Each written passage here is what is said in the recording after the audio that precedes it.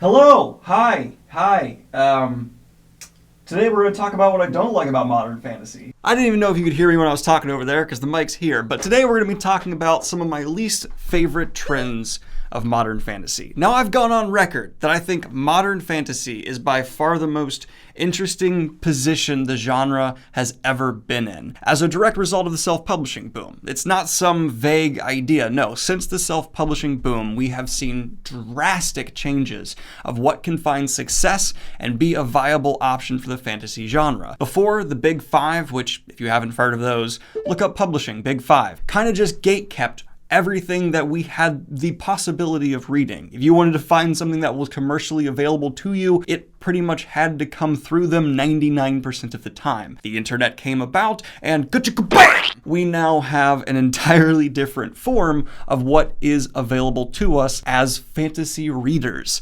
There's been great changes as a result of this. Overall, I enjoy it more. The different cultures, angles, stories, it's on a whole other ballpark. The idea that fantasy is just Tolkien clones is dead and done away with. That is now the older state, and now we're seeing angles and options and cultures and ways that just would have never been published before. I'm aware a few of the ones I just showed were traditionally published, but I believe the reason they were published under traditional houses or with decent campaigns behind them is because self-publishing proved to these larger guys they could take these series, which would be considered more unorthodox for traditional fantasy as it was understood up until recent times. Just to clarify there, I wasn't saying these people couldn't be traditionally published when I know several of them were. It's more about the influence and proven commercial ability that self-publishing has brought about. Yet, some of the changes haven't necessarily been for the better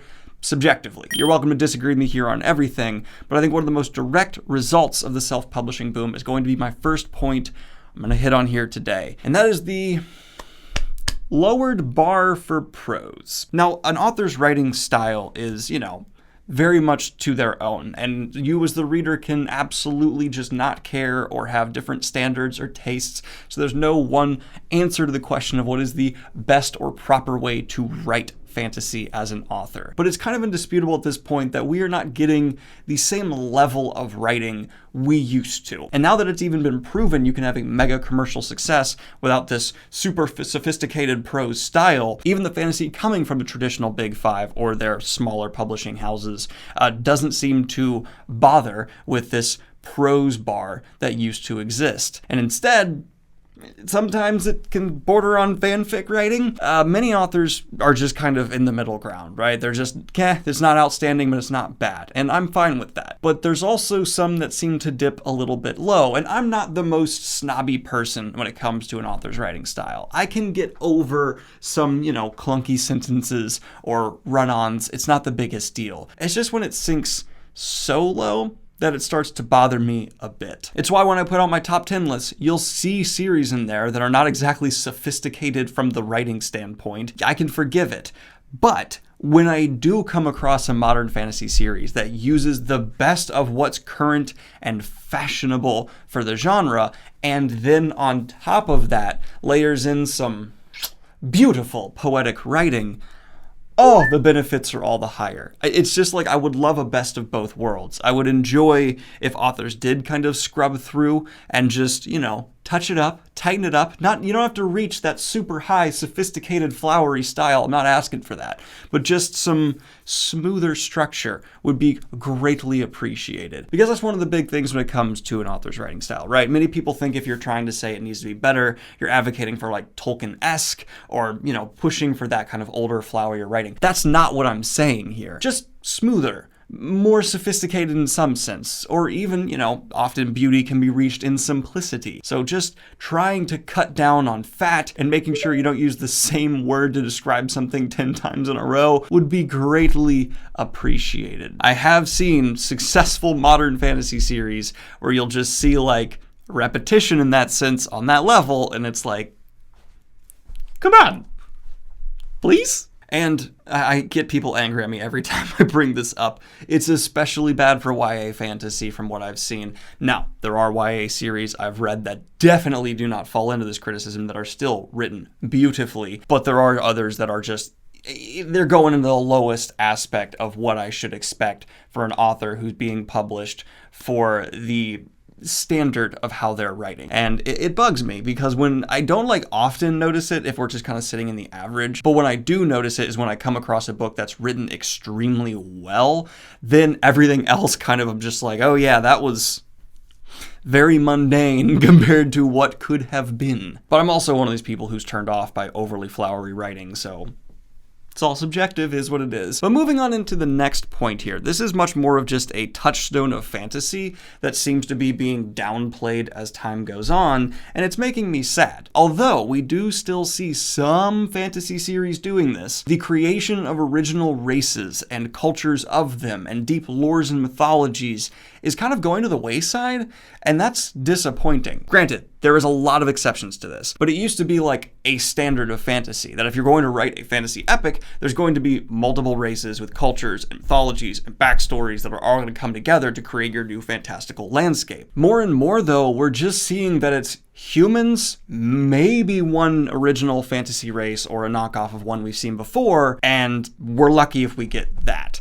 A lot of modern fantasy is just not delving into the classic high fantasy races, which is okay, come up with original ones in your own. But even if they do that, they're not doing it as much or as richly or not focusing on them culturally in the same way we would see with more traditional fantasy. And that's just a bummer, because I love that aspect of high fantasy, and high fantasy in general is trending downwards, and we're seeing more low fantasy or even anti-fantasy become the face of the fantastical genre, which is strange, but I'm all for and okay with. We can go through phases.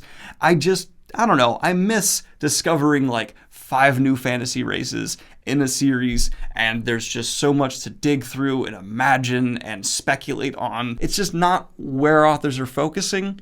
I get it. I'm willing to say goodbye to this for a while, but I hope to see some real epic modern fantasy stories that do still take the time and effort to pull in some classic races or come up with ones on their own. Now, I know I've just encouraged a bunch of comments for people to say actually there's blah blah. I'm not saying no one's doing it. I'm just saying it's not nearly as prevalent as it was for the genre. I actually just ended up in a comment thread on Reddit where I was discussing this very topic, and user B5441C, I believe your name was, pointed out that dragons are actually having a renaissance right now, which he's absolutely right on. A few people were agreeing me on the point that a lot of high fantasy races are just dying away and not seen as much, yet dragons are the super sexy, big deal. That's why we're having dragons in the title of so many dragon titles. And now I'm actually going to say something that's probably going to be the most controversial point of any of the ones I bring up, and that's because a lot of people were sick of Tolkien clones. It's been done to death just remaking Lord of the Rings in many aspects. I mean, high fantasy for a long time was just a lot of authors trying to recreate in a year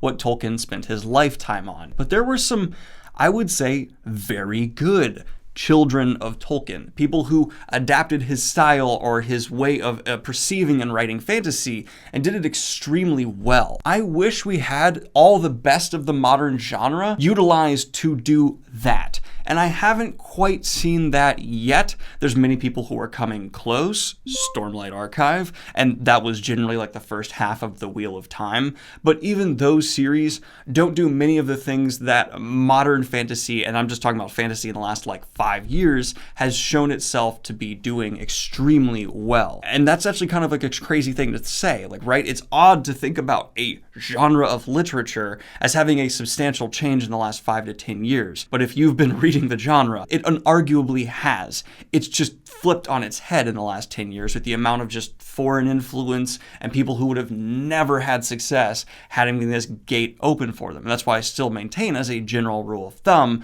fantasy now is more interesting and awesome than ever. But if someone who has the mind of a Fonda Lee for fantasy could try and create a high fantasy world in the style of Tolkien, it'd blow my freaking mind, man. I would love that. And there's different modern fantasy series you can point at that definitely still have strong elements of Tolkien in them. I mean, I would even say things like Rage of Dragons. You can draw clear connections to the inspirations from Tolkien. But I just mean one of the authors who really leans into it and tries to just bring something about that is an homage to Tolkien, but with just the best of what the modern has to offer. And if you want to know what I think the modern has to offer, there will be a sequel video to this video as well in the future. And if you would like to see a video where I specifically go through and pull my favorite aspects from various modern authors and Frankenstein together like some form of mutant collaboration, Murphy Napier has challenged me to piecemeal together and create a fantasy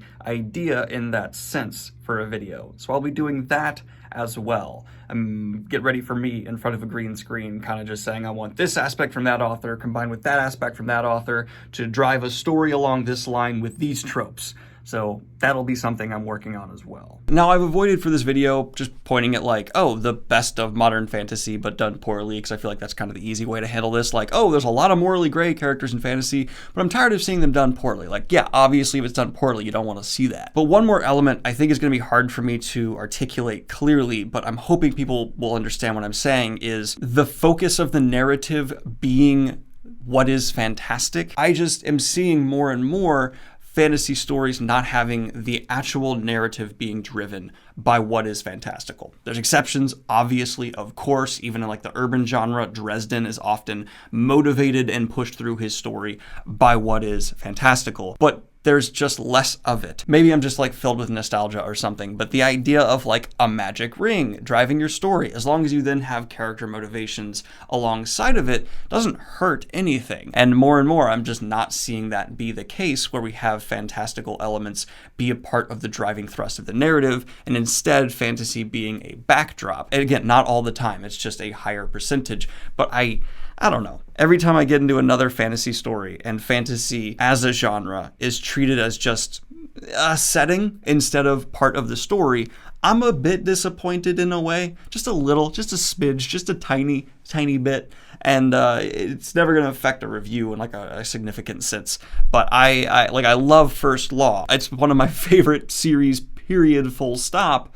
Yet, there's not really anything fantasy related in the plot, right? It's just like, there's a character who's a wizard, but his focus even as a character is not his magical ability. And my heart just kind of reaches out for like, could we get something like His Dark Materials, where like everything that's related to the story itself is being motivated by fantasy. It's just more immersive as a fantasy fan specifically, not even just like a reader, but as someone who loves fantasy, it makes me feel like I'm having that itch scratched for me in a more thorough way when this is done. I feel like I sound super insane right now, and I don't even know if what I'm talking about is real, but it's just like a feeling I have in my bones. Anyway, this has just been another ranty, rambly video here on the channel, where I'm sure there's gonna be people who disagree with a lot of the trends I'm identifying. And if that's the case, and you know of many fantasy series that go against that are modern what I'm saying, comment them down below, because I'd love to see and be proven wrong in some of these instances here. But let me know also, what are some things in modern fantasy you wish would kind of pull more from the roots and the shoulders of the authors a lot of these others stand on, because I'm always curious to hear what people have to say on topics like this. They're my favorite points of discussion for the genre. Let me know in the comments down below, and like and subscribe if you have not already. Hit the Patreon if you want to support what I do here. And have a good one, y'all. Peace. And of course, I would like to record a special shout out to my latest high tier Patreons, Alberto Jamel, Cupida Force, and Jackie Stia. Steve?